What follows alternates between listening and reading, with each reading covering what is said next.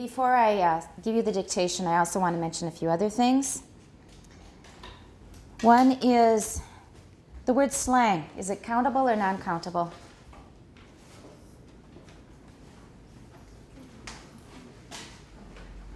Carol? Good. Whenever I ask a question, that's a good guess. If I ever ask if it's countable or non-countable, it's good to guess it's non-countable, because usually I ask it because you put an S after it. Slang 不能加 S 的，不可以加 S. How about vocabulary? No. How about information?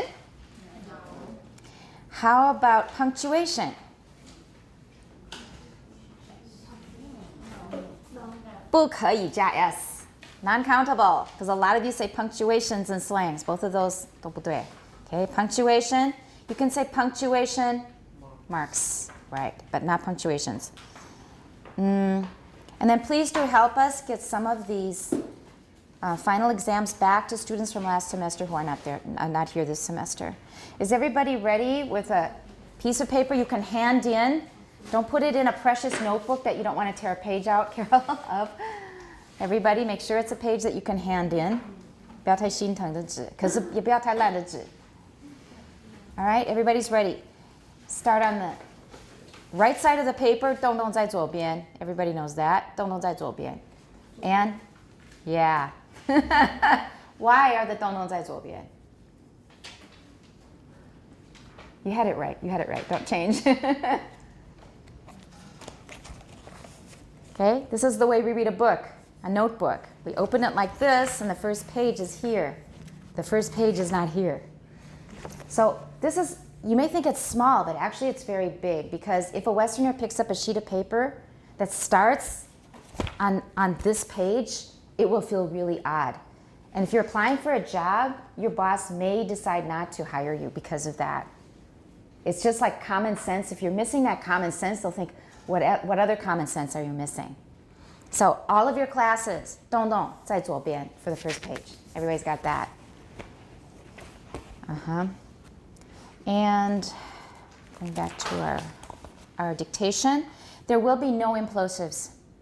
Okay, 先宣布 no implosives, so don't let that confuse you by guessing whether it's implosive or not. There are no implosives. And I'm going to use the microphone to make sure everything is clear. There are 10 items, but this time there is no spelling. There's only IPA. When we had English, we had spelling and IPA, but this time there's only IPA. Therefore, each one will be 10 points. And here we go. You may not do well on the first dictation. This is probably the first non-English dictation that we've had in the whole course. And here we go. Everybody ready? You need to be quiet when I'm reading. I'll say each one twice and go over the whole list at the end. Okay, watch me. Watch me while I'm dictating. 1. Ah. Ah.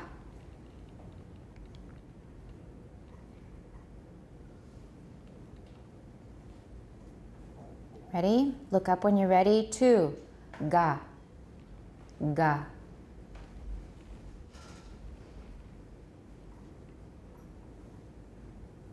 Ready? Everyone ready? 3. Ba. Ba.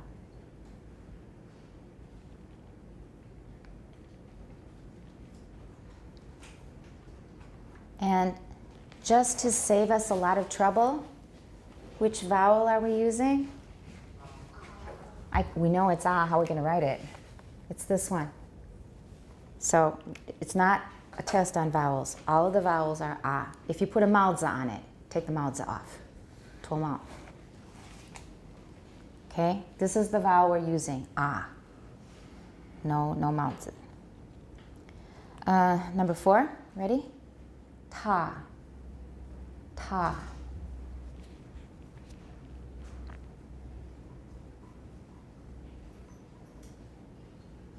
IPA in brackets, not in slashes, in brackets. Ready? Number 5. Ka. Ka.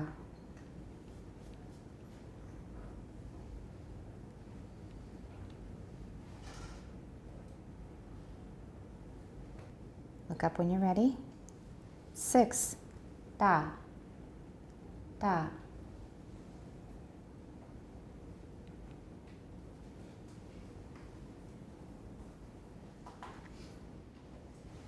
Ready?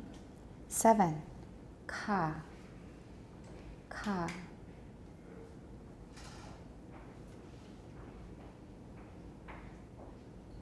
Number 8. Da. Da.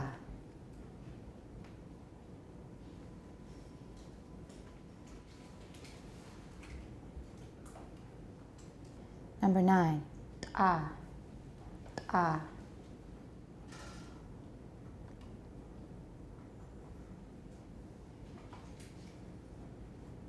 Number 10. Ba. Ba.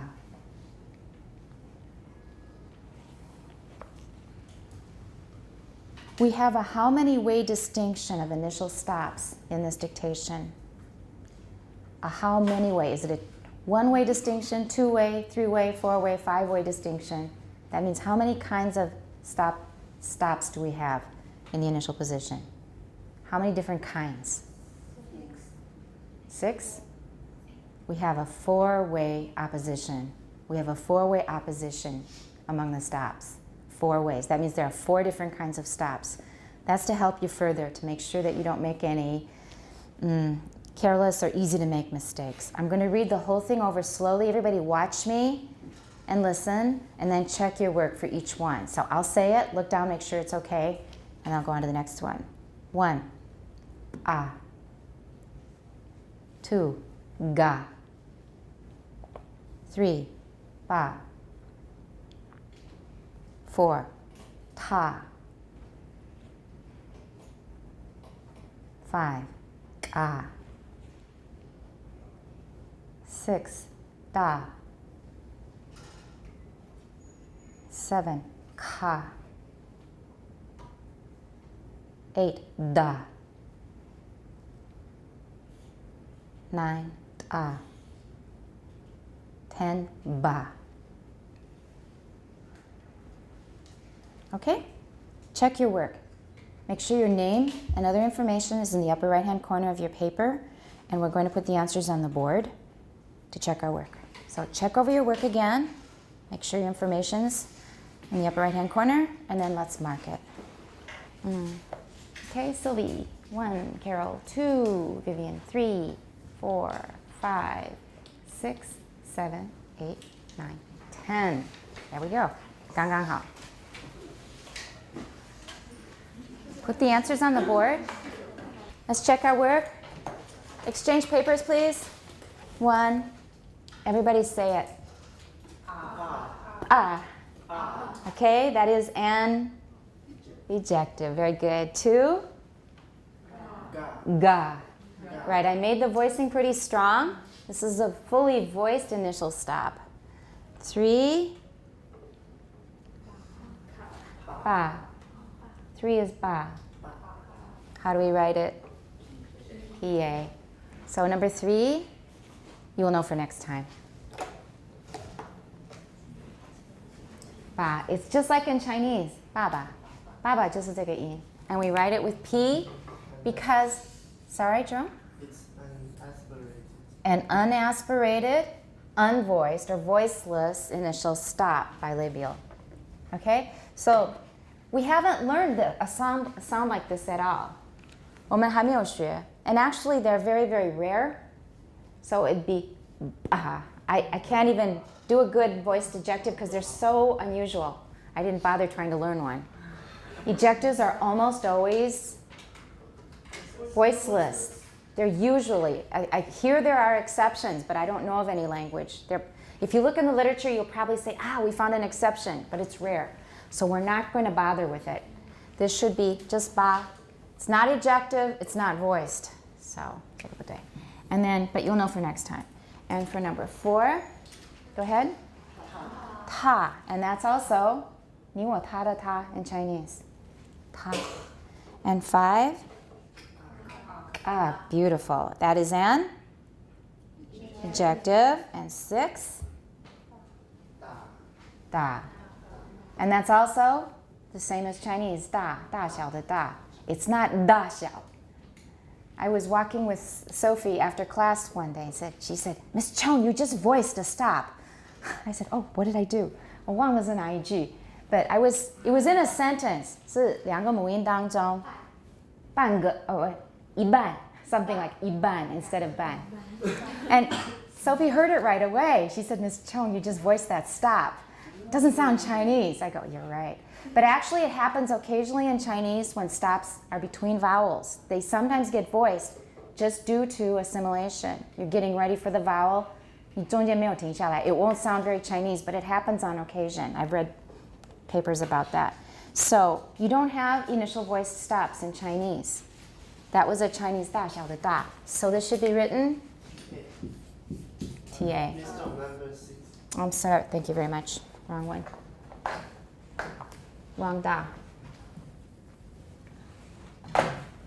Okay, this one is just TA. We'll close that A there, okay? 大小的大. So you're going to have to be really careful. And I can't blame you for a habit like this because if I said da to an American, that's what they would write. Or to a Brit as well. Any native English speaker because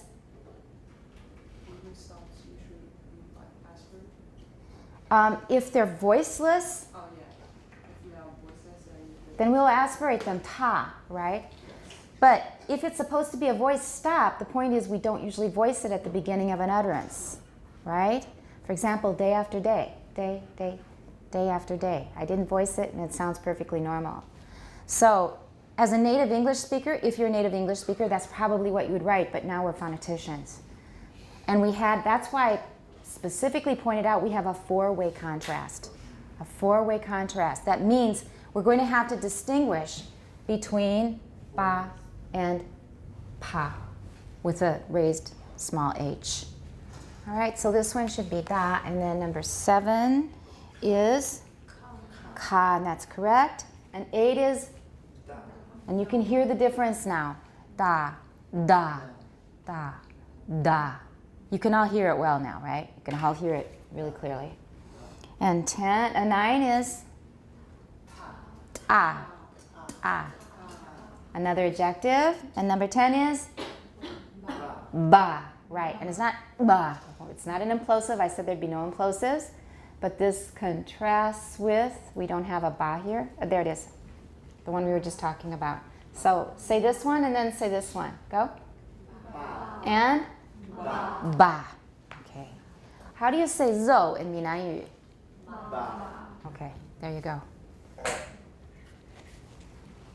All right. 10 points off for each incorrect answer. Subtract from 100 and hand in the papers, please. So if you didn't do that well on the first one, don't worry too much because you'll get used to it. Last semester you had to get used to the dictations and that took a while. So this will happen again this semester because now we're working with exotic new sounds. And you'll need to get used to some different things to listen for, like voiceless, unaspirated initial stops. Okay, hand in your papers, please, if they're ready.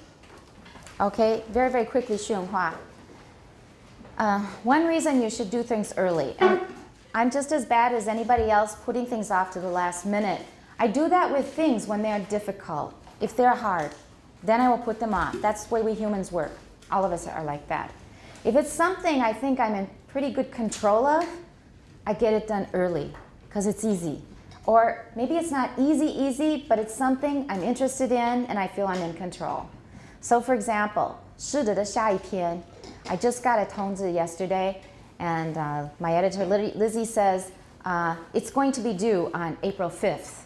我回信说 here it is. 1 month early. 1 month early. Yeah, other work is not getting done, but that got done. Because I feel in control, I have a plan for that, I know what I want to write. It's stuff that I've been telling you in class over and over again, mostly, with a few new things. So the new article is now finished. It still needs editing. The point is, we have different schedules for ourselves for different kinds of tasks.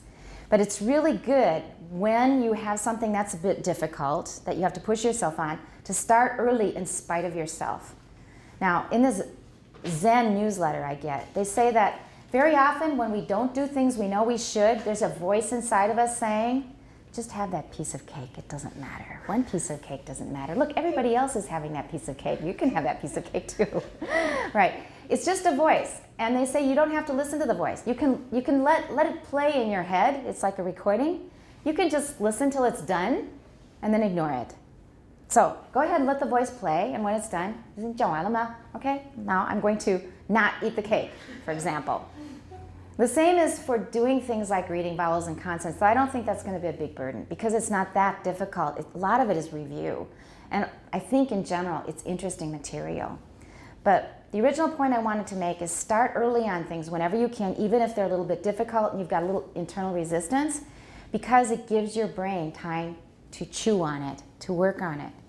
If, for example, you do something like at 2 a.m. and you have to hand it in at 8, your brain does not have time to process it and to think about possible questions or to make connections to other things you know that could lead to interesting discussions in class.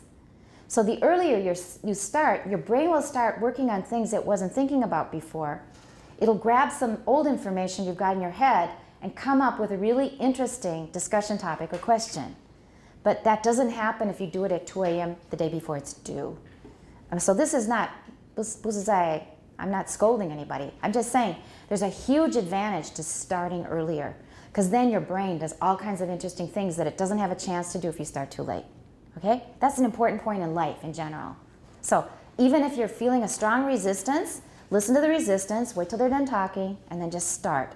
And another trick is something you don't want to do, you think, well, I won't do it. I'll just open up the book. And I'll open up my notebook and I'll put a pen there. And then I'll open up a new file in Word. Okay, I'm not going to do it. I'm just going to open up everything. And once you open up everything and the pen's in your hand, you often start writing. You often start working when everything is ready right in front of you because you've made it easy for yourself. If all of the books are stuffed in your book bag and then your pen is out of ink and you don't know where your children die is and all that stuff. If the stuff isn't together, it's going to take a lot of effort just to set up your desk. But if everything is just sitting there on your desk, it's sort of like going to invite you over. Look, you can just sit down and do your work now. Do you see what I'm saying? It's a trick, and it works pretty well, because once you start and say, okay, I'm not going to do the work, but I will just read one paragraph, and then you've started, and then you're okay. All right? Those are tricks. They work. Really, they do. They do. Because we all have to battle with procrastination and not wanting to do stuff that we need to do. All right, if there are no particular problems with vowels and consonants, I'm going to ask you on Wednesday. I hope your questions are ready then. We're going to go to our textbook again. Yeah, questions on vowels and consonants. Page 12. Yeah. You said that there are two reasons why we don't use as many symbols to indicate tones.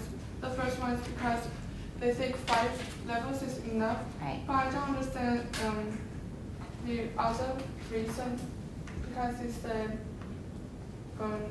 the second is that I wanted to keep to the conventional way of describing Chinese tone.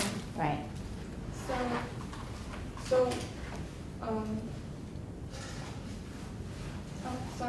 Is that still in the first reason? It said, but if we use just 5 levels, inevitably will we have difficulty fitting continuous variations in pitch into the limited set of categories.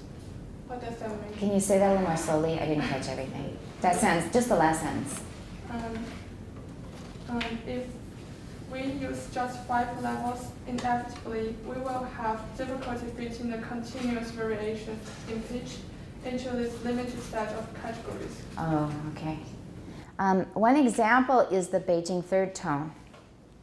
We talked about 5 levels of pitch for representing Chinese tones last semester. You weren't here last semester. And first of all, I'm going to repeat something for your benefit and then for the rest of you to review. That normally for tones of Chinese, we use those 5 levels.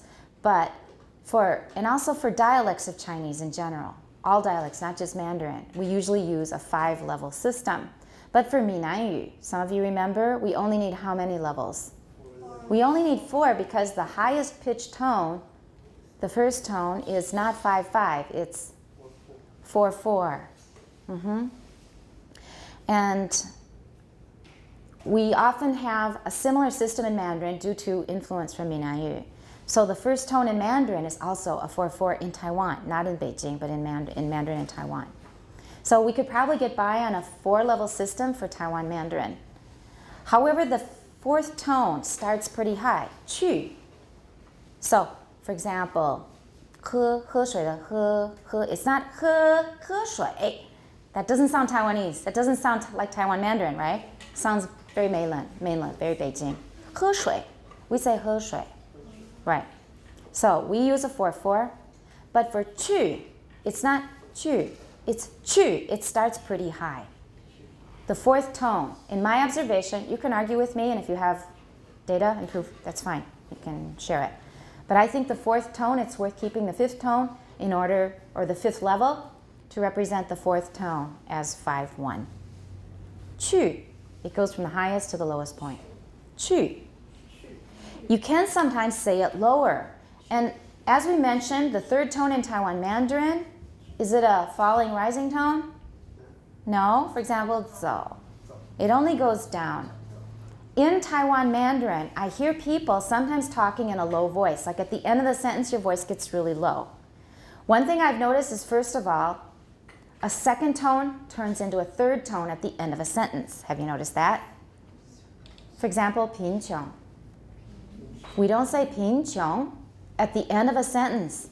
他们有很多的问题，像犯罪啊，贫穷.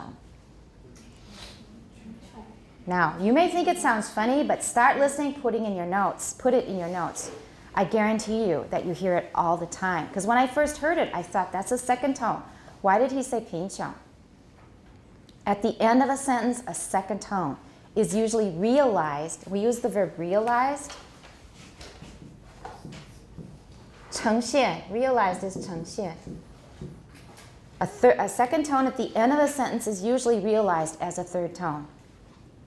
And that's partly due to downstepping declination, slowing down and having a lower pitch at the end of a sentence. Start listening. So put it in your notes. I want you to observe. And if you can prove I'm wrong, great. Give me your data. But I've been listening to this for like 10 years. So 真的有这回事. Out of the blue, maybe you're surprised. Just like you were shocked when I told you that the 3rd tone doesn't rise. Weren't you shocked the first time? No? Because you're my former student.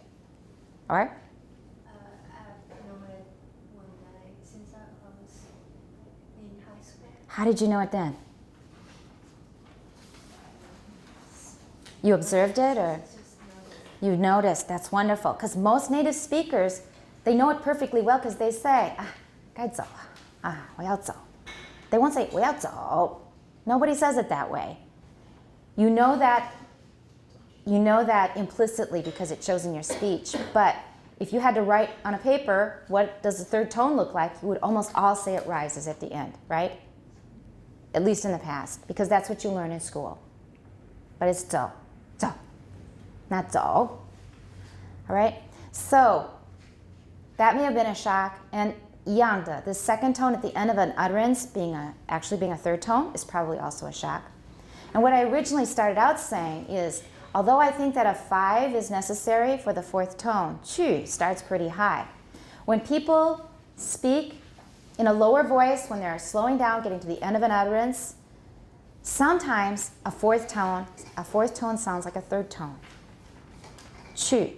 I can't tell if it's 去 or 去 at the end of a sentence often. It's happened with many people. When my son was saying it, I had him repeat it many times. And he was actually making a 4th tone that started very low. So that's another thing to watch. Those are three things to watch. The 3rd tone we knew about a long time ago. 2nd tone at the end of an utterance, does it sound like a 3rd tone?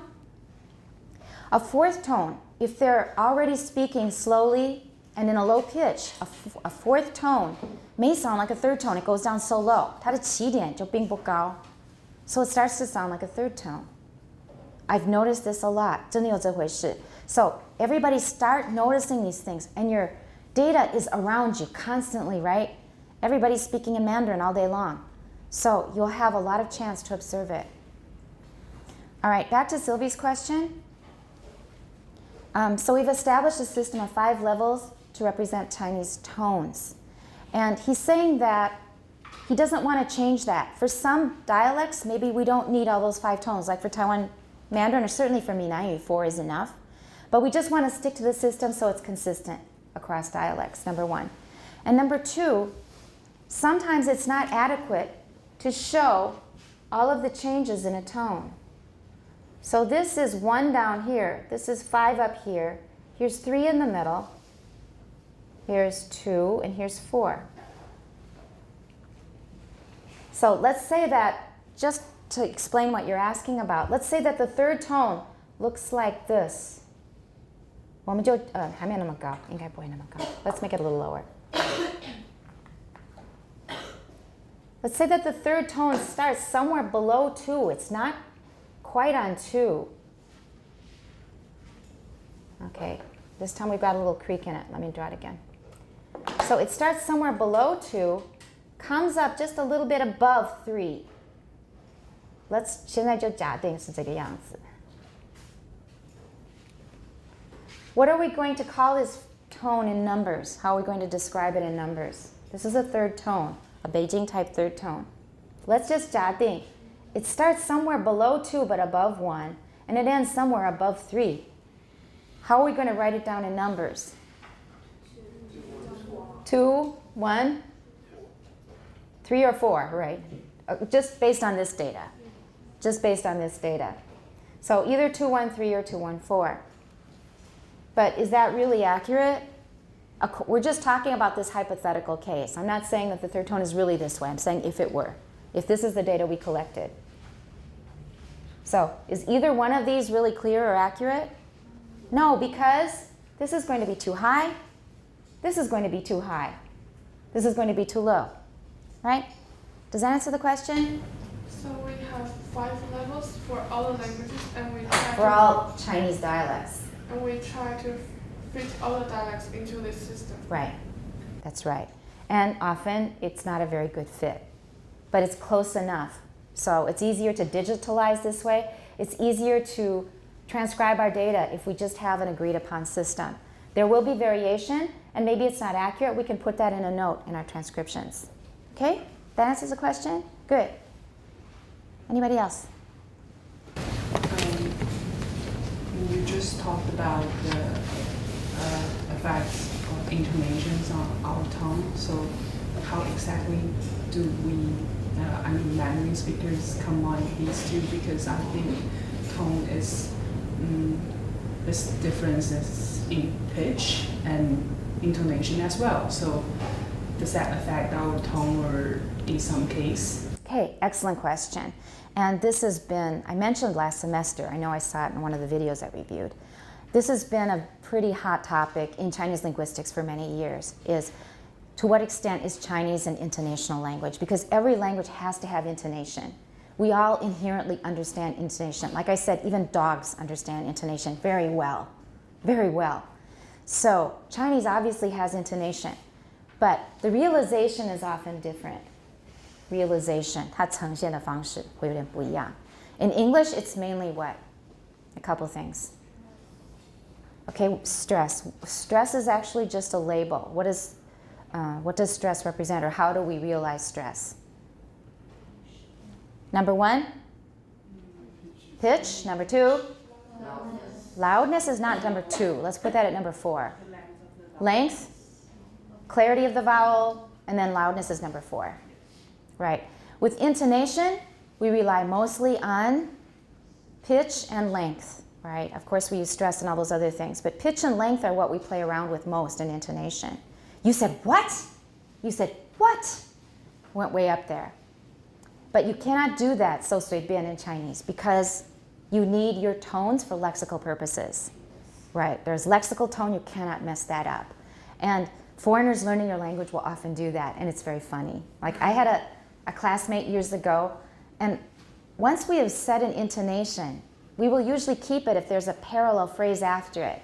And he was talking about teaching children English, and he would say to them, 好不好玩? 快不快乐? Why did he do that? He already established his pattern with 好不好玩. The next one was perfectly parallel, right? 完全的平行的结构. In English, we would use the same intonation probably. So, 好不好玩? 快不快乐? All right? So, you can't do that in Chinese. You can't. And still sound like a Chinese speaker. So you cannot play around with pitch too much. What do?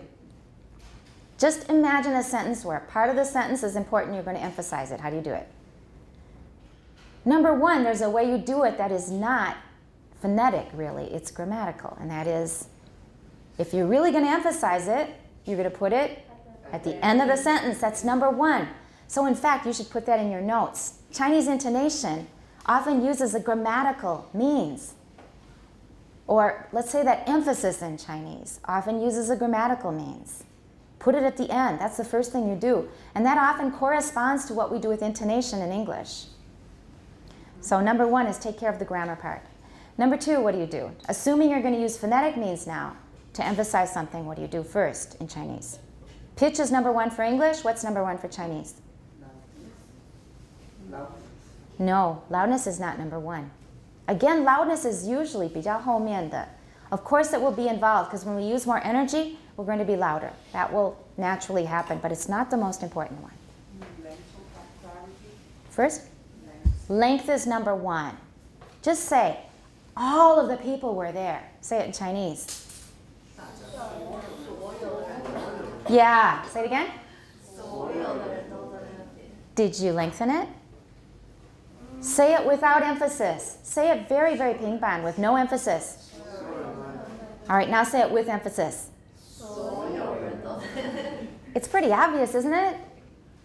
You lengthen to emphasize. Number one is lengthening in Chinese. That's number one.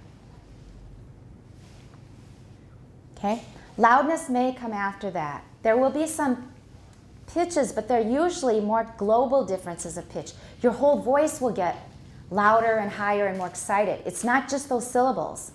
For pitch and other things, usually, so if you're just saying something in a very plain way, 所有的人都到了。所有的人都到了，那是整句话，整个都很兴奋，都很那个声音比较高，那是整句话，不是单单只有所有的这个 phrase, right? So you will have pitch differences, but usually they're global, G-L-O-B-A-L, global. 全世界的表示说是整句，而不是说 local. It's not local. It's not just a few words. Those are actually technical terms, global and local. 我们在做那个语文分析的时候. So it's often a global rise in pitch when you're going to emphasize something and you're excited. So length is the main thing that you play around with in Chinese. Good. Anything else? Okay, did that answer your question? Yes. Okay, anybody else?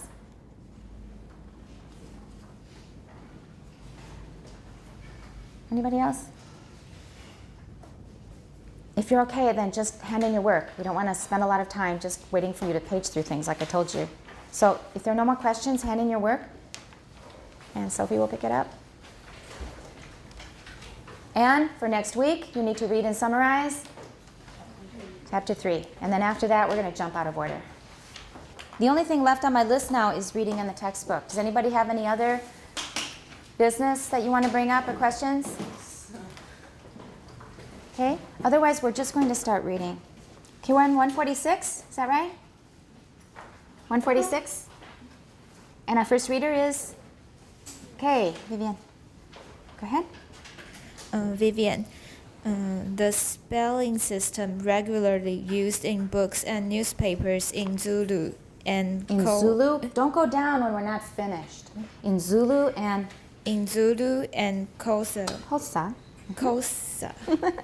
Okay, practice that one. Everyone? Have you practiced your lateral click?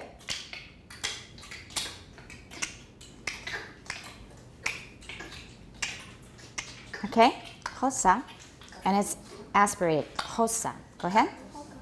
Xhosa employs the letters C, Q, X for the dental pose. Pause. You got a comma there. The dental No, pose. the dental. The dental Right. post alveolar and lateral clicks. For Clicks. Clicks. For which we have been using the symbols Vertical line, exclamation point, and double vertical line. respectively. All right, everybody knows how to read those symbols in words now? The first one is? Then? Exclamation point and? double vertical line. I want you to memorize these. I want you to remember them. C is what kind of a click? Everybody? C represents a dental click.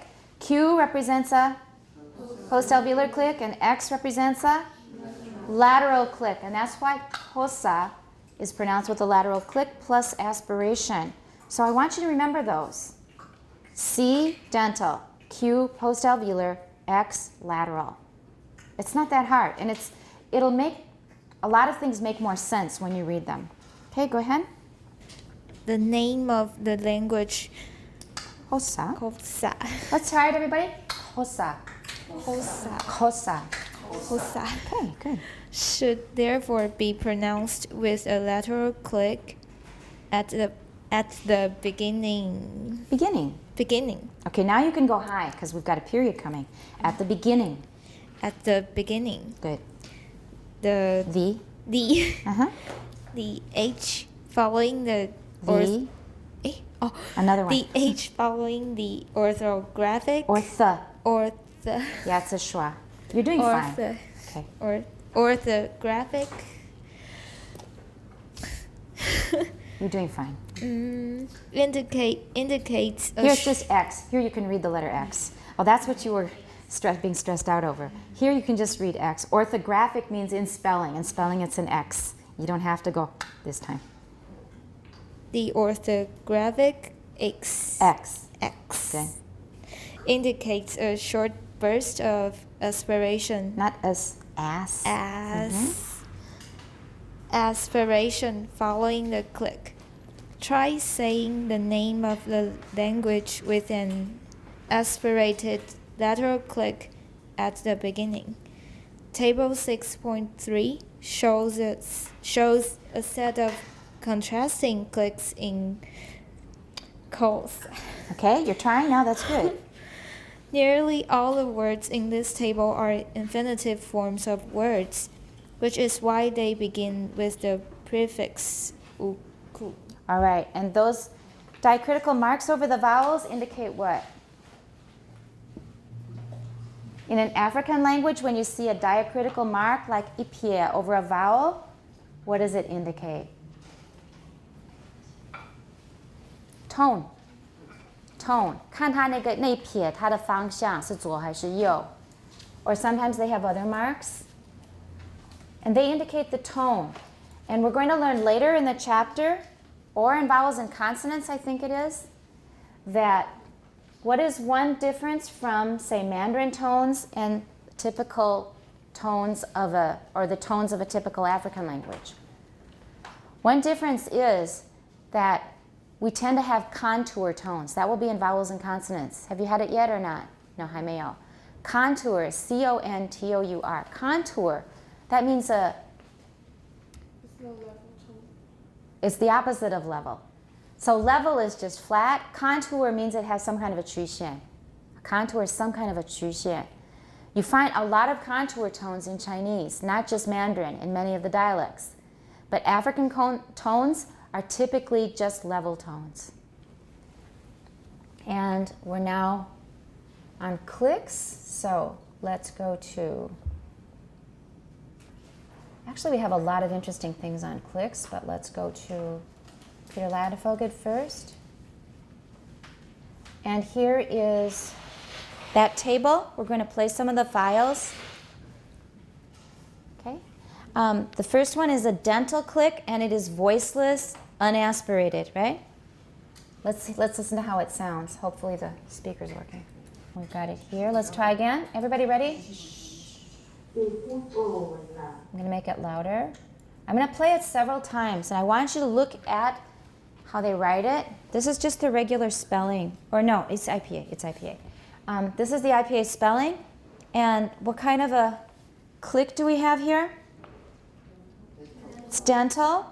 And like it says, it's voiceless, unaspirated. Just listen several times and read the transcription as you listen to grind fine. 磨得很细的意思.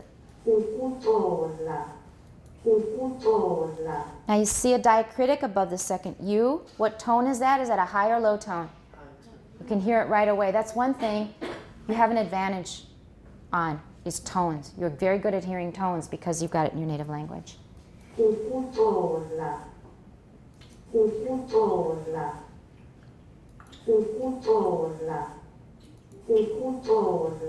Try to say it.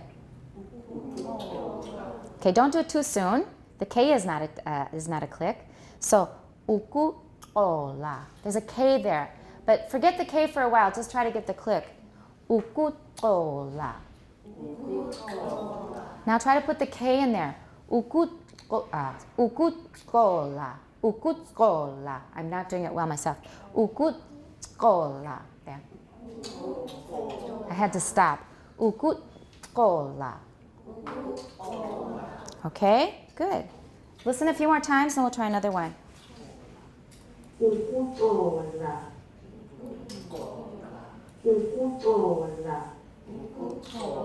Good, all right. Let's try the post-alveolar one. All right, this one's post-alveolar, and we've also got an implosive, and implosives are really normal in Southern African languages. You find them all the time, and they're not strongly implosive. Sometimes they're just allophonic with regular voiced Bs. But ejectives, tones, clicks, implosive, they're all common in Southern Africa. But it's not a big deal, because when we were there, we had to sing songs with these sounds. And you don't have to make a big deal of it when you're singing. You just 大概唱对的话就可以了. And you get used to it because there are just so many of them. You just get used to it. Just listen a few times. You can hear it's much louder, the post-alveolar click. The dental one is not that loud.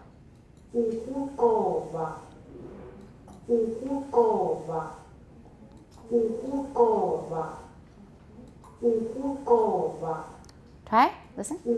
Go. Ukukoba. Ukukoba. Ba. Ba. Let's try the alveolar lateral. All right.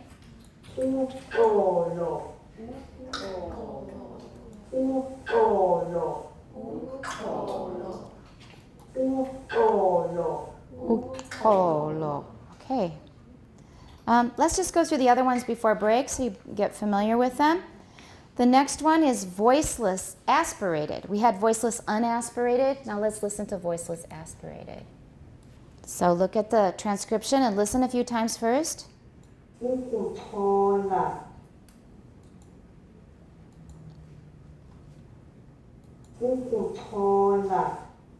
Did you hear the aspiration? Cola, cola, cola. Okay?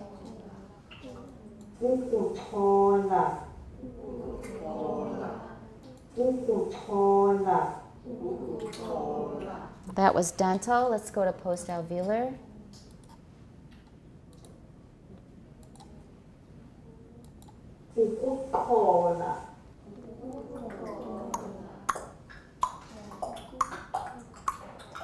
Listen a few times. Listen 3 times without repeating. Just listen.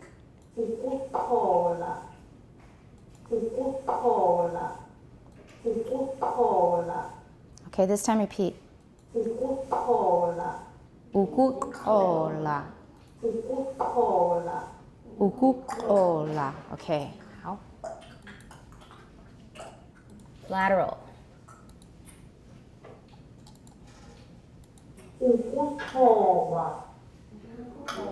Listen 3 times.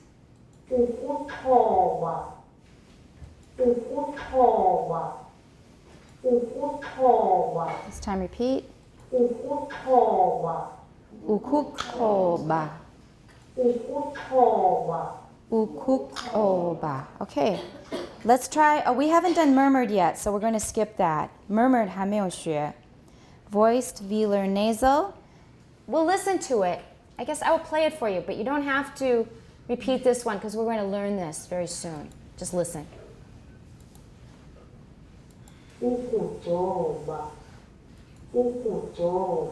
Did you hear it go low?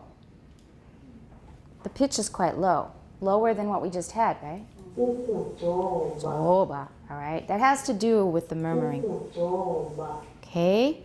And then That's one sample, that's enough. Let's go to the voiced velar nasal. Let's get the sound in it.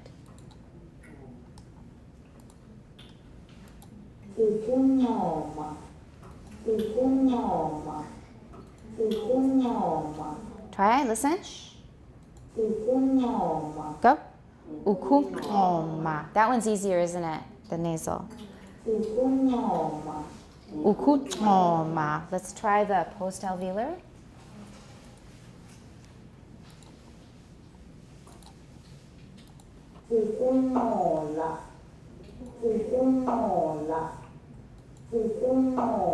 Repeat this time.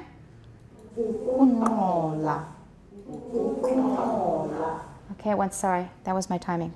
Go. It's not, it's just one 接触 of the tongue tip with your post-alveolar area. So, ukumola. Mola. All right. And one more in this line. This one's the lateral click.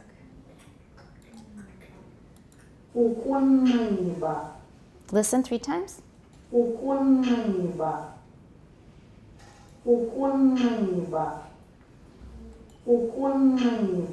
Ni. It has kind of a funny vowel.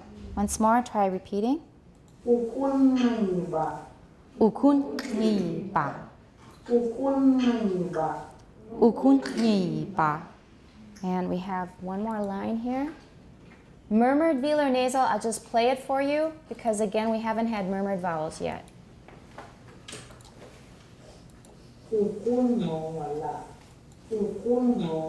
All right, so we got through this table, most of it, demonstrating clicks in Xhosa. Do you have any questions? Do you know how they work now? We're going to practice the clicks a little bit more because I think we should all learn the basic ones. They're not that difficult.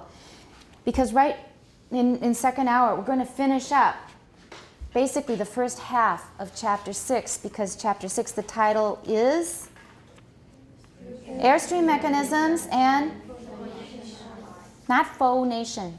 Phonation, right. We are almost done with airstream mechanisms. With clicks, we're going to finish which we'll finish on page 147. That's the end of our discussion on airstream mechanisms. So we'll do a quick review of them second hour right after we finish this part of the chapter. Okay, take a break. We're continuing. We're now going to finish the first half of chapter 6.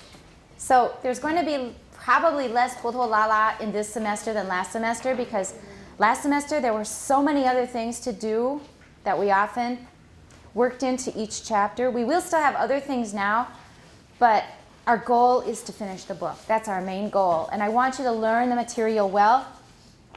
A lot of these sounds are exotic and weird, so you may not get them right away. I don't expect you to produce them on the spot. But with practice, I hope you learn all the sounds, including implosives. So make that part of your list, your to-do list. Things that you want to accomplish, your list of goals. I want you to learn the different airstream mechanisms that we've learned here, each type of sound, and then also we're going to go on to the different types of phonation. Those are not going to be so hard. I think you'll have no problem with those. But as for these exotic sounds, there's going to be more. These are not the only ones. But these are the weirdest manners of, well, airstream mechanism. They're manners of producing the sound. The sounds that we're going to be learning in the chapter after this is consonantal gestures. The issue there is more place of articulation is going to be strange. For example, we haven't used the uvula very much yet. 就是小舌. We didn't need that for English, mostly. Although some English speakers have a very uvular L, like all. All. 很深哦，它已经变成是小舌音. All. Mine is probably pretty uvular. But normally we don't need a lot of those articulatory organs, but we're going to learn sounds like, for example, a uvular trill, which you use in German and French, especially German, Northern German. So we're going to be doing trills, but mainly we're going to be learning to use some different places of articulation we haven't used before very much. Let's now finish up part 1 of chapter 6. Go ahead. Wendy, the CD also illustrates clicks in Zulu. In Zulu, remember before you're done, continuation rise. Everybody, if it's not on your schedule of improvements to make, please put it there, okay? In Zulu, a language closely related to Xhosa Xhosa. And say, was a language. language. Make it longer. Language. Yeah. A language closely related to Xhosa. And in Nama and We solved that one last class. Just call it Ko. Ko. We're just calling it Ko. Go ahead. Two Hoisan languages spoken in Hoisan. Hoisan. Khoisan, or you can just say Khoisan. Khoisan. Two Khoisan languages spoken in Namibia and Botswana. Botswana. Namibia. Not in English we say Namibia, not Namibia. Namibia. Right. And Khoi and San are two different language groups. Those are Bushman languages. They are a minority, like I said. They're like a Yuanzhumin of the area who have been pushed far south by the aggressive Bantus. And Khoi, often they write it Khoi-San. They're two different language groups of Bushmen. Go on. You can find examples of these languages by going to the index of the languages. Going to the index of languages and the index. Mayo and. By going to the index of languages. The index of sounds. Index. Good. Index of sounds, or the map index. Watch the duh or the. Or the map index. Map index. Right. All of which are accessible from. Are what? Yeah, everybody remember that one. 2 C's is usually k plus s, like accept, access, accessible. The first one is k, the second one is s. Okay. Accessible from the foot of. From the foot. From the foot of the title page. Good. They are also They are. They are also. Try not to put a glottal stop. Not they are, but they are. They are. Right. They are also listed on the contents page for this chapter. All right. Going to the index of languages. We've got a general index. We've got further reading. We've got a glossary. We've got notes. We've got an appendix. Here, B. Appendix A. Don't we have what are they talking about here? Yeah, they're talking about the CD here then. They didn't put it in the book. This is all about the CD. I thought they would maybe have it in the book as well, but they don't. So you can go to the index of languages and then you can find the links leading to the sounds that you find in the tables here. Okay? Did you finish? Yes, they are also listed. Good. Next. Tina. Table 6.4 summarize the principle. Rises. Why is it rises? Anybody want to know why I keep repeating myself? Yeah. Because it's a sibilant. Therefore, we say summarizes. Summarizes. Watch that. Let's review the sibilants. What are they? Z, sh, j, j. All right. And this one is z. Go ahead. Summarizes the principal airstream mechanisms. Note that Yeah. pulmonic sounds can be voiced or voiceless. Okay, don't make that all too long. And I've repeated this a lot, and this is habit. But you'll probably need to practice. Everyone, voiced. Watch me when I say it. The gesture is really short. For the other diphthongs, you need to make it pretty long, but you also need to pronounce the second element. For this one, the O is really quite short, especially compared to what I hear in Taiwan. In British, it's a bit longer. My British friend does make it longer. So, voiced. Voice. It's not voiced. Not voiced. Voiced. Voice. Voiced. Voice. Voiceless. Voiceless. Voiceless, not less. Less. Voiceless. Voiceless. There we go. Okay. Glottally aggressive. Watch the K. Once more. Glottalic Mm-hmm. aggressive sounds. Sounds. Sounds. Everybody sing the little song when we're not done. Continuation rise. Glottalic aggressive sounds. Glottalic aggressive sounds. Ejectives. Same pitch. Ejectives, because that's a 同位语. How do you say 同位语 in English? Yes, good. Sylvie has it. Louder. Close, close. A positive. 就是肯定那个 positive 前面加 ap. A positive. It's an appositive. An appositive, that's a 同位语. That's a word you heard all the time through high school and junior high, right? But never heard it in English. No, I mean 同位语 you heard a lot, but probably never heard the English. A positive. That means you're repeating what you just said in different terms, usually more specific. So glottalic aggressive sounds, ejectives, try. Glottally aggressive sounds. You have to watch the k. Glottalic aggressive sounds. Good. Ejective. Good. Ejectives. Ejectives are always voiceless. All right. Always, like I said, there may be an exception here and there, but it's so rare, we're just going to forget about it. Go on. Glottally Watch the k. glottalic aggressive sounds. All right. Sounds implosives are nearly always voiced. Voiced. Voiced. Voiced. Good. By being combined with a pulmonic aggressive aggressive airstream. Airstream. Good. But voiceless glottally aggressive sounds. Glottalic.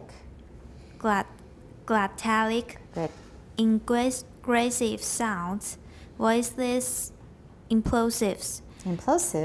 Implosives have been reported in a few languages. Languages such as the Owerri dialect of Not dialect. Good. of Igbo, spoken Not spoken in, it's spoken in. spoken in Right. Nigeria. Good. Spoken in, 连音. Spoken in Nigeria. Good. And that was one of the languages of Nigeria we learned about when we learned about missionaries going there. It's called either Igbo or Igbo. I think they're both correct. Igbo or Igbo. It's the same language. And the other major language, also a very big language. Nigeria is a very large country. It has the largest population of any country in Africa. They have I don't remember what it is, but they have a very huge population. And they have many, many languages, but these are the two main ones, Igbo and Yoruba. And do you think these two groups of people like each other? No, they don't. They're always jealous of each other. They're always putting each other down. These people feel superior. These people feel superior. And it goes on and on. Okay. The other thing that you need to watch out for when you are reading words that are quite similar, except for one little part. Which part do we stress? For example, egressive, ingressive. For these two, what are we going to stress? Normally it's egressive, ingressive. However, when we contrast them, what do we do? Egressive and ingressive. We move the stress so the listener can hear which part is contrasting. So we'll read it like this. Note that pulmonic sounds can be voiced or voiceless. Nothing is really contrasting here, no problem. Glottalic egressive sounds, ejectives, are always voiceless. Glottalic Ingressive sounds, implosives, are nearly always voiced. Here we say nearly. Nearly gets more stress because the other one is absolute. They are always voiced. But, voiceless, sorry. Ejectives are always voiceless.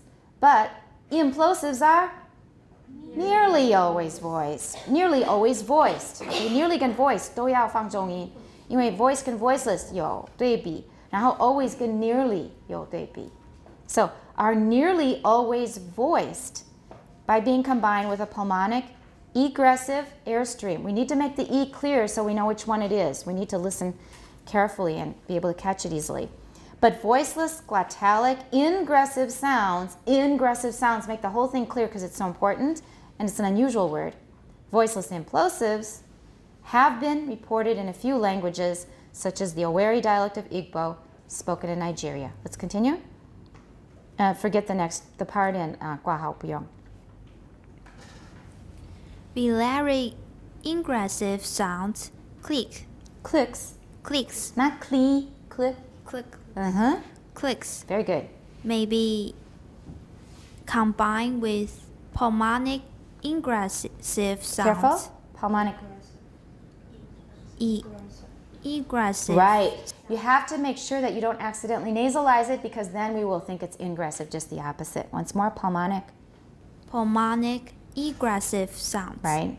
So that the sounds. Right. So that the resulting combination can be voiced or voiceless. These combinations Make up more of it. these combinations can also be oral or nasal. All right. Oral is the way I say it, but ask Miss Hadzima. Does anybody have a class with Miss Hadzima? Henry? 贺安妮老师. I think she says oral. I just heard it the other day. 前几天在跟她聊天的时候. I think she says oral. She's from more eastern part of the country. 好像是 Maryland. She says oral, and that's more East Coast. I say oral. Just like horrible. I'll say horrible. How about if you all silently reread this paragraph yourself and concentrate so you understand what it said? Because we were so busy with pronunciation, we couldn't think. So reread it yourself silently and concentrate. Everybody's read the paragraph? Now this is very 浓缩, right? Very 精炼. This contains a lot of information about these unusual sounds that we've just learned. It sort of summarizes their main features here. So this is a very useful paragraph for review. You might want to mark that. When you're preparing for a test and you need to review, go to this paragraph. And if you forget what some of this stuff is about, then go back into the main part of the chapter. But this is a very succinct review of what we've just covered, as is the table below it. Now we're going to get it in table format. I think I will just go over that with you so we get through it. First of all, we have 3 different kinds of airstream mechanisms. Okay, pulmonic, glottalic, and velaric. Pulmonic is the one we're most familiar with. It is the default for all languages of the world. 世界所有的语言的预设的 airstream mechanism. 那个运气的这个机制 is pulmonic. It's just the default for every single language of the world. It is egressive. Egressive is also the default for all languages. Although many languages have other sounds, egressive is the default. 预设的设定. That's what we assume unless something is marked as being a bit different. And we describe it in this way. Lung air is pushed out under the control of the respiratory muscles. 所以你用来呼吸的这些肌肉会挤出空气.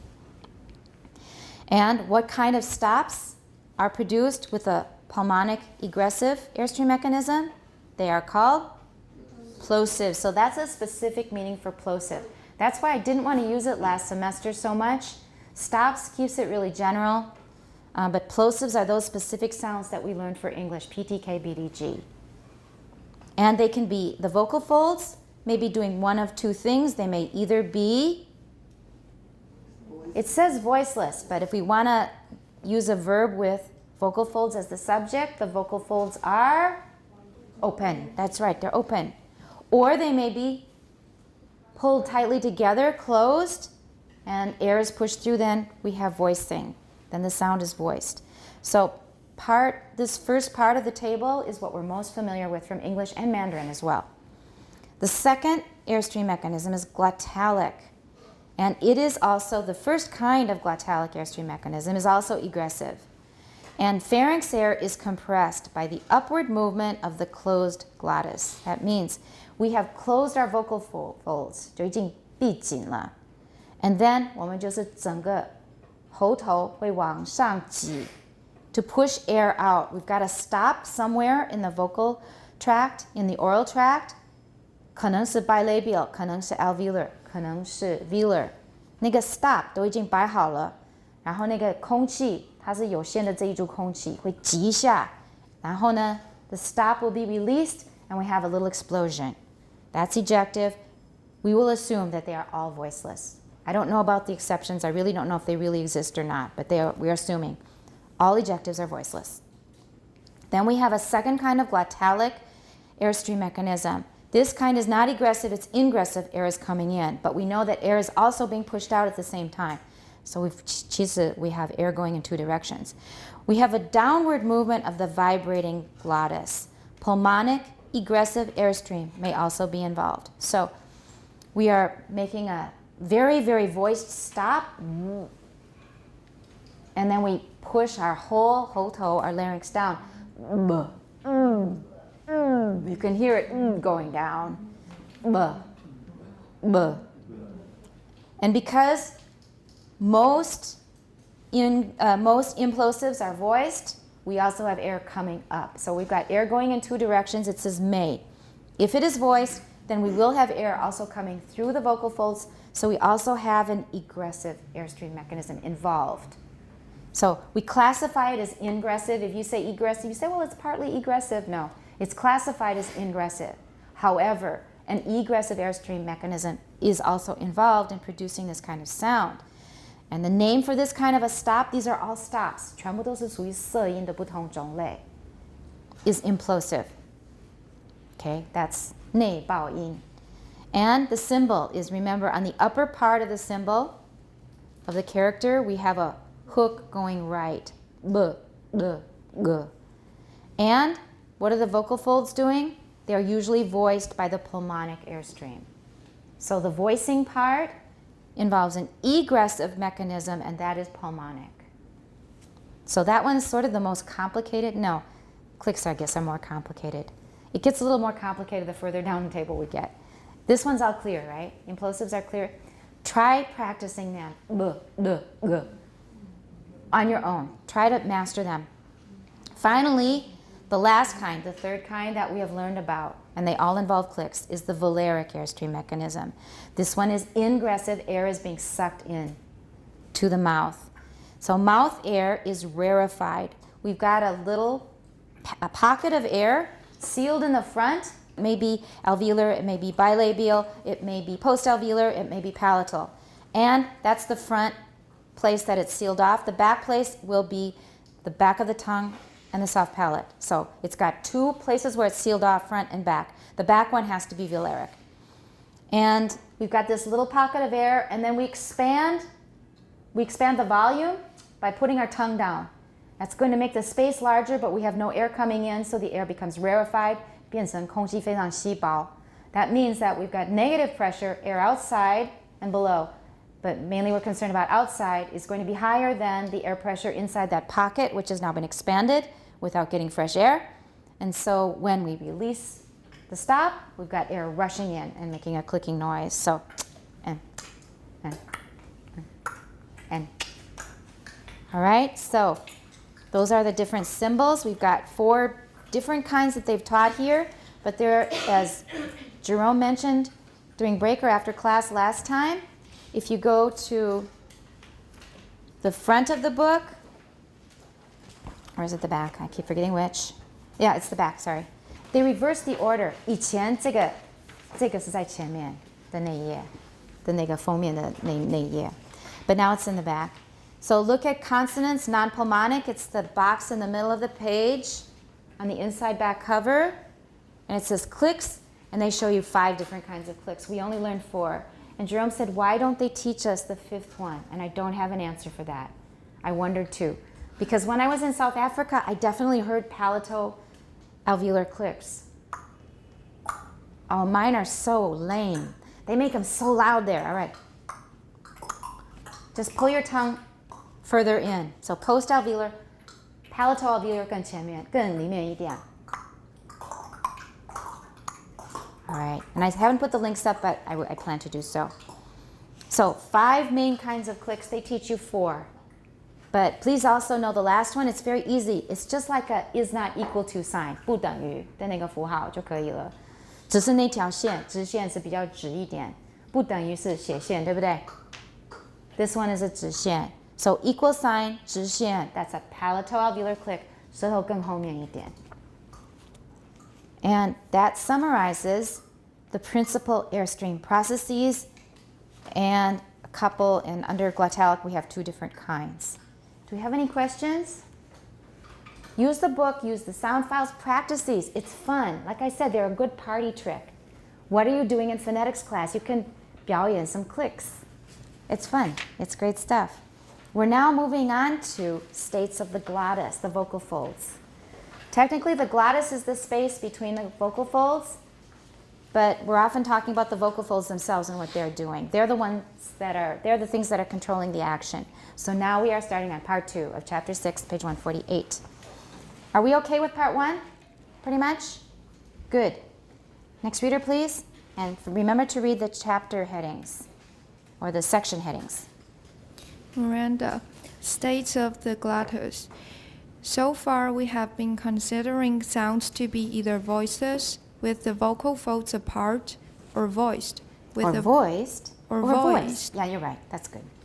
With the with the folds nearly together, so that Right. so that they will vibrate when air passes between them. Between them. I like between better. Between is okay.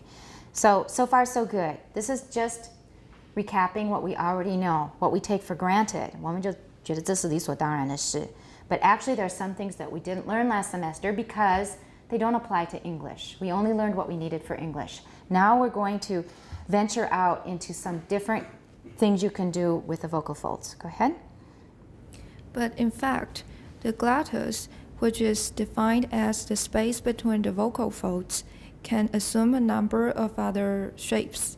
Shapes. Look at my mouth. That's pretty good. Shapes. Yeah. Don't round shapes too much. Watch. A lot of you are saying shapes, but it's shapes. That's good. Some of these glottis states are important in the description of other languages and in the description of pathological voices. Okay, and pathological means?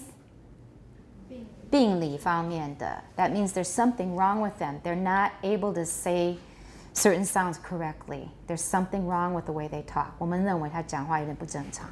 Next. Photographs of 4 states of the glottis are shown in figure 6.6. That was good, and I'm going to get really picky with you.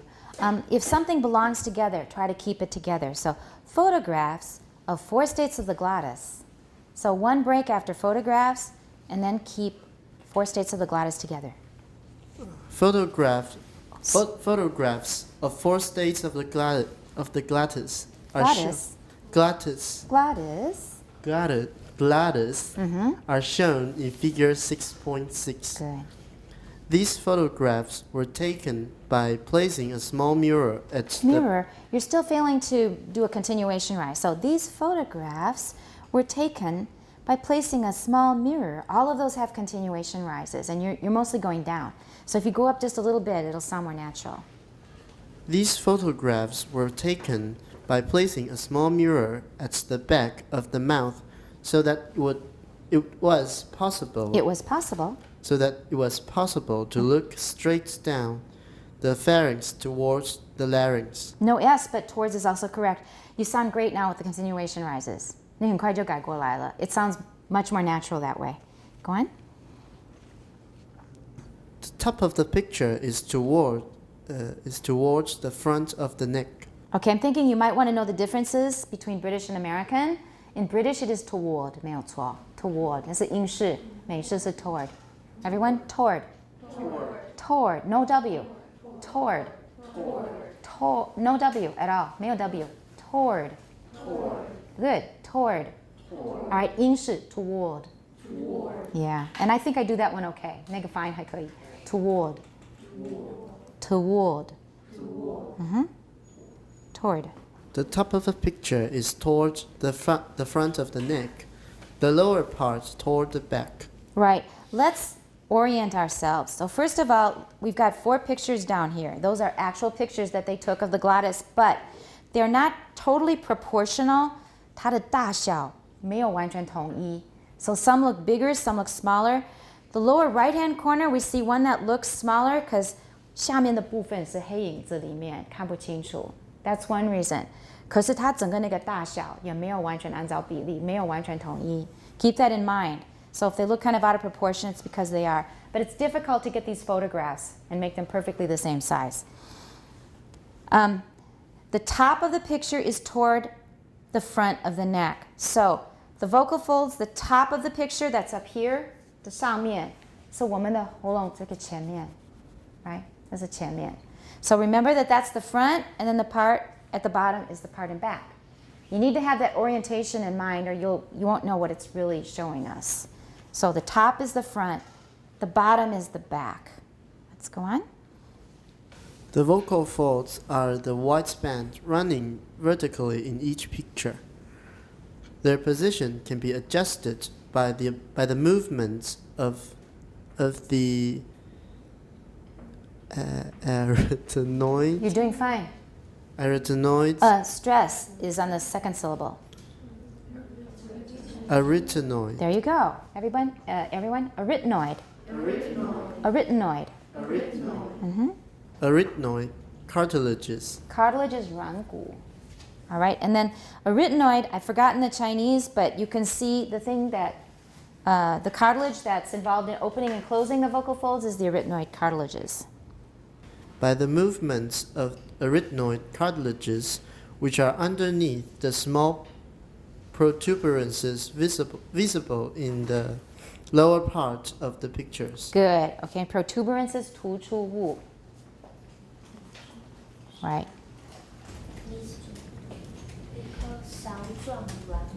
Thank you. Can you write it on the board, please? I looked these up before, and I probably have it in a list in my notes here. But it's not one that I remember.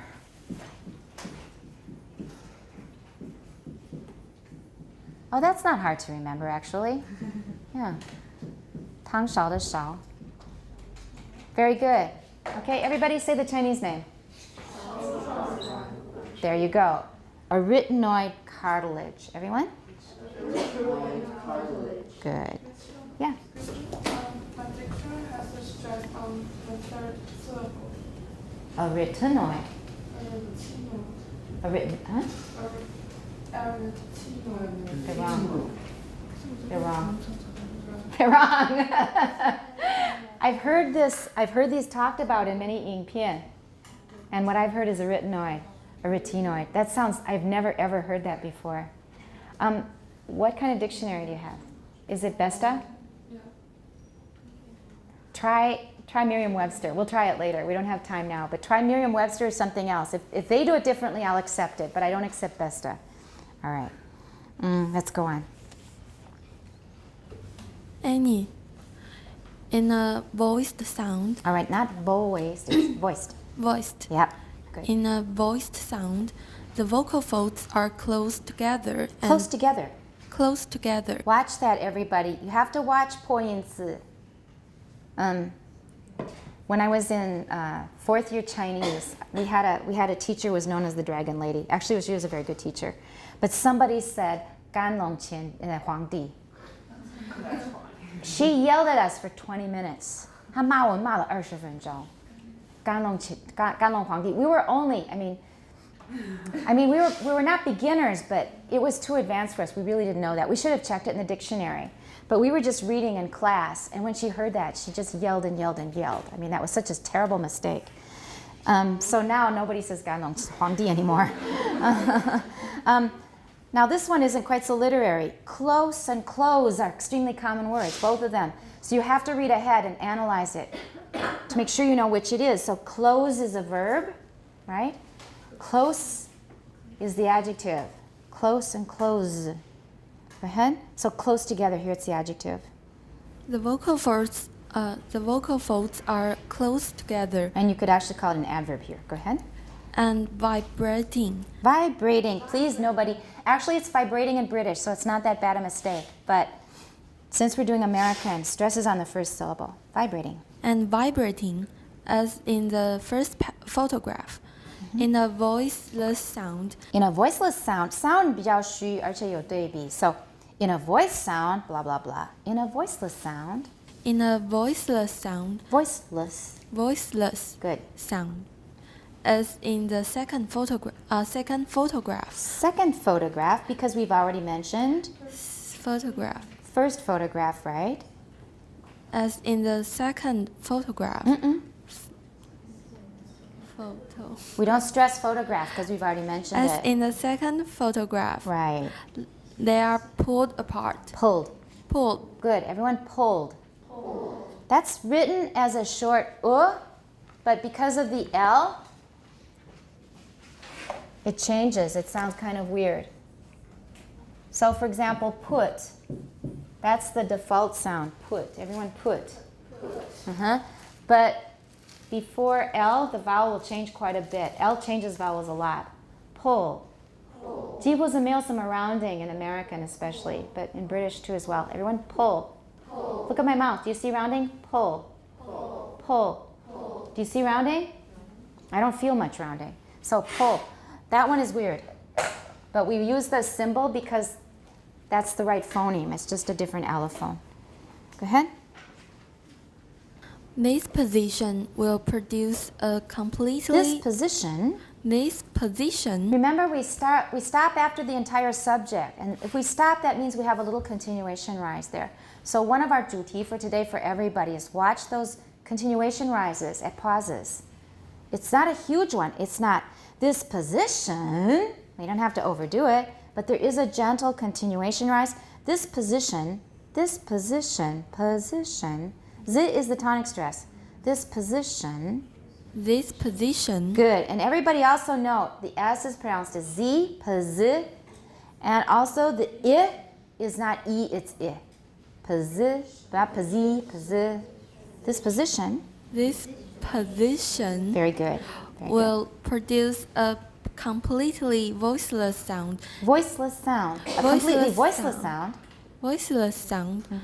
If there is a little or no... If there is what? Little. Right. Why did I get so picky about Because I have a little time and I have little time. Totally different things, right? I have a little time. 有点时间啊，我们就可以先聊一下。I have little time. 我时间很少很少. That means 不要吵我, right? Okay. If there is little or no airflow through the glottis. Glottis, as in the case of a voiceless fricative or an unaspirated stop. Unaspirated. Unaspirated. Unaspirated Right. stop. Okay, now this stuff is getting really technical. Well, not getting, it's always been, but this is really quite technical.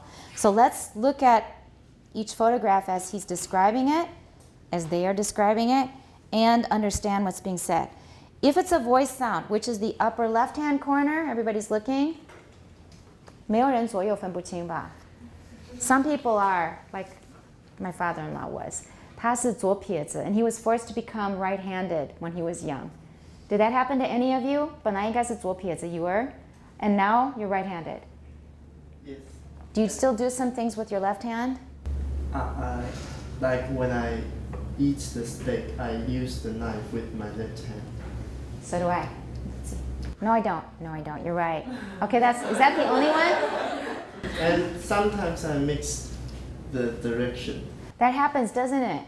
Okay, that happened with my Gong because he was originally a 左撇子, but he was forced to become 右撇子, which happened to most people of his generation. Even in your generation, you were forced to become right-handed. How old? How did it happen? When I was in the When I was about 3 or 4 years old, because at that time I started to how to write words, and my mother said at that time all of the adults in my family says that we have to use the right hand to write, but for my sister it's okay. She became left-handed? Yes. Is that because she's a girl?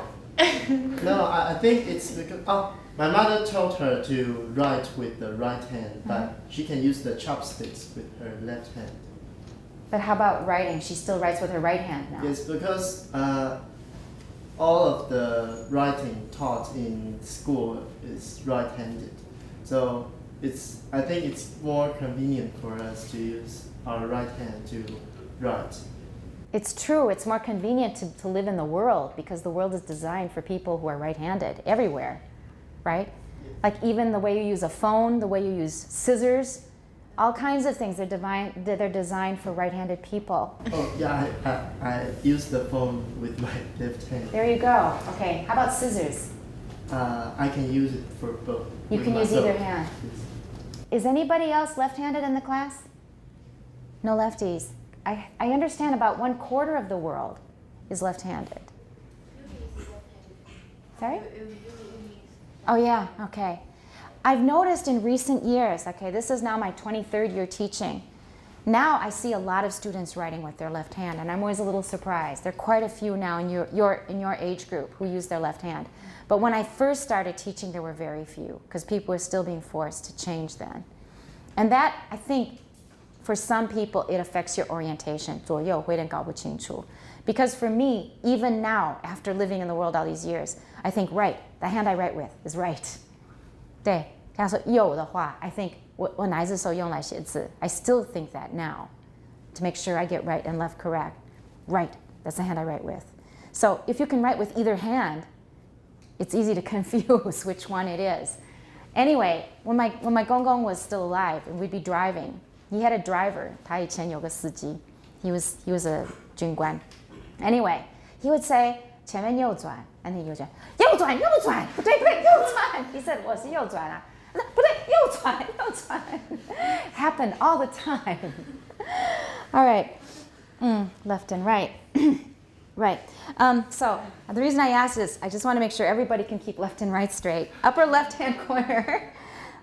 That's an example of vocal folds when they are producing a voice sound. So you can see this is the back. You can see the arytenoid cartilages. They're what push the vocal folds together. And so they're tight, 就并拢了. And then the air pushes through. 然后中间的那个组织 the tissue, 它有弹性, the air will push through and then they pop back together. Push through, they pop back together. And that produces a voice sound. So that's the first sentence. In a voice sound, the vocal folds are close together and vibrating as in the first photograph. We're okay with that one, right? Second sentence, in a voiceless sound, okay, 现在是无声 or 不带音的音. As in the second photograph, okay, 是右边上面的右边那个图. They are pulled apart. 它就会开来, 分开来. This position will produce a completely voiceless sound if there is little or no airflow through the glottis, as in the case of a voiceless fricative or an unaspirated stop. So we call that completely voiceless in that case. So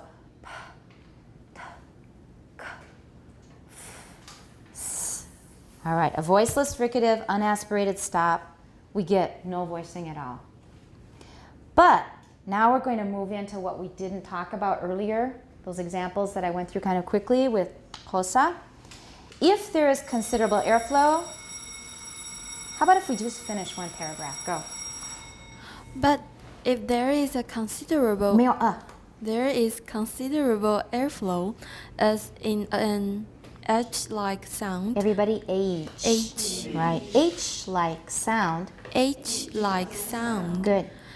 The vocal folds will be set vibrating while remaining apart. All right. Look in the lower left-hand corner. And you can see that the vocal folds are partly open. They're not really wide open. But there's a really heavy flow of air. 那个空气的流浪很大.流量 not 流浪流量 that's hard. Okay, 流量很大. Go on. In this way, they produce what is called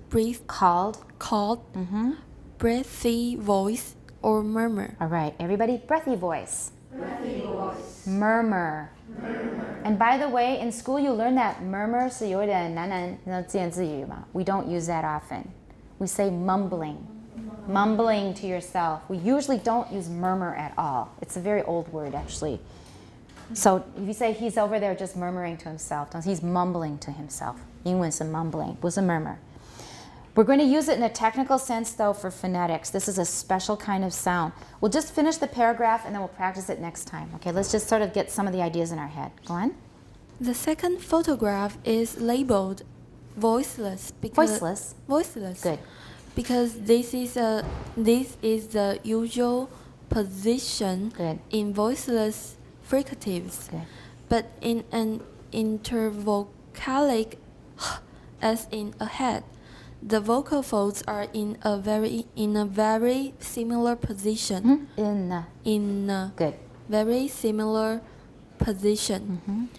In these circumstances, they will produce breathy voice vibrating loosely, so they appear to be simply flapping in the airstream. In the airstream, right. In the airstream. You still need to work on voice. You still say voice. Voice. Good.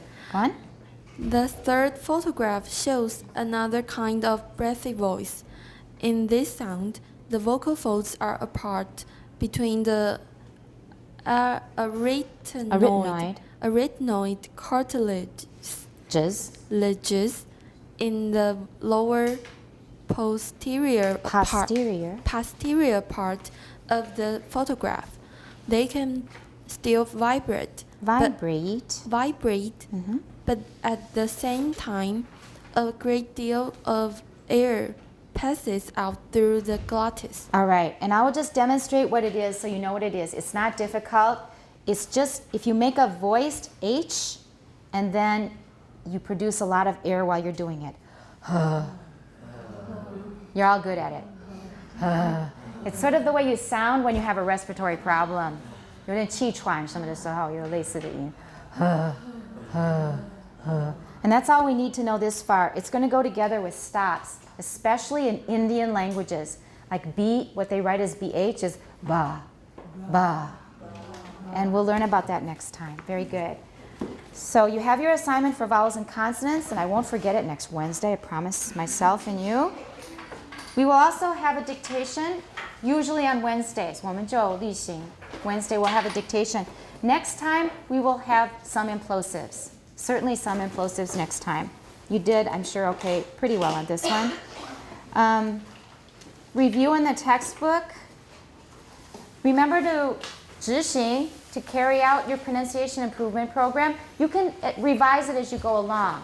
就说你发现你已经会了，你就可以换新的，或者这个需要多一点时间没关系，或者是发现一个新的音要加也可以。And Sophie, anything else? That's it? Okay, we'll see you on Monday.